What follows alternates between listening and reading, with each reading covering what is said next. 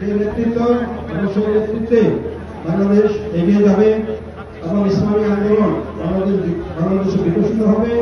আর সেই আশাবাদ ব্যক্ত করে আপনাদের সবাইকে আবারও শুভেচ্ছা জানিয়ে কৃতজ্ঞতা জানিয়ে বাংলাদেশের খ্রিস্টান সম্প্রদায়ের পরিবর্তন হয়েছে। 69 গণ অভ্যুত্থান হয়েছিল, গণ অভ্যুত্থানের পরে নির্বাচন হয়েছিল, সেই নির্বাচনের ফল না আসার কারণে মুক্তিযুদ্ধ অনিবার্য হয়েছিল।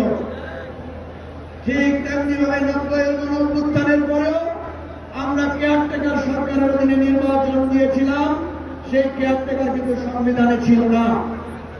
সুতরাং সংবিধান পরিবর্তন করাই নির্বাচন দিতে হবে, সংস্কার করাই নির্বাচন করতে হবে। সেই শেষ কথা হচ্ছে, নির্বাচন চান কিন্তু পিয়ার মানেন না কেন?